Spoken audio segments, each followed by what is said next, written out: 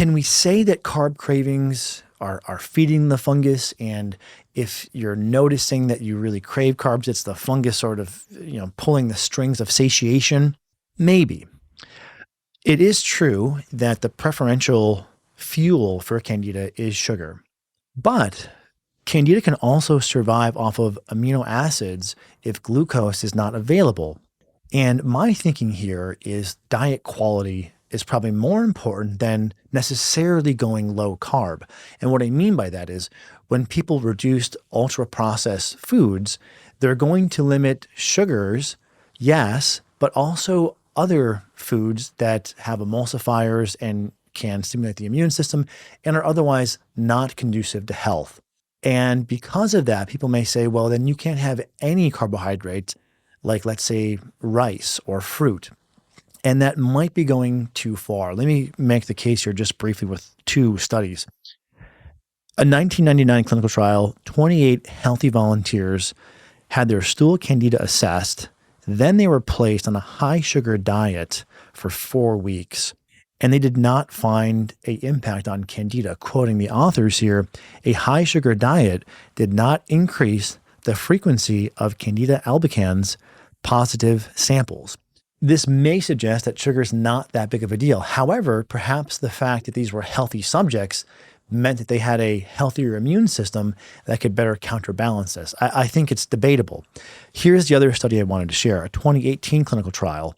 And what they did in this study was, amongst other things, but the dietary component had them avoid refined carbs and sweets, high sugar fruits, things like white rice, lentils, white beans, and processed potatoes, processed meats, milk, dairy, and alcohol. And they focused instead on low sugar fruits, vegetables, fish and lean meats, yogurt, artificial sweeteners and stevia, whole grains, cooked whole potatoes as compared to things like potato chips, and brown rice.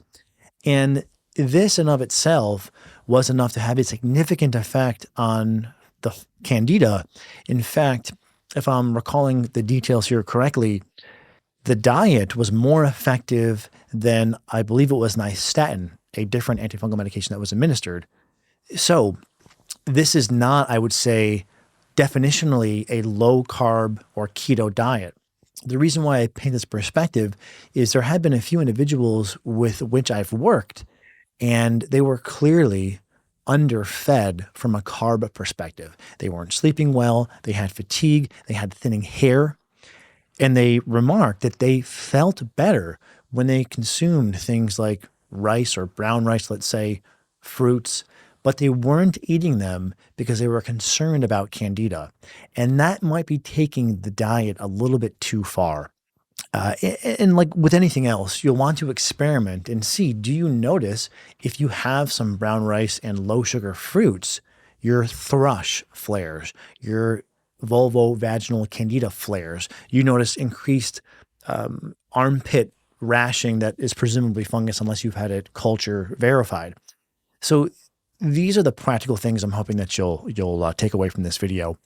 And again, we do have a video dedicated to treatment if you wanted a deeper dive there.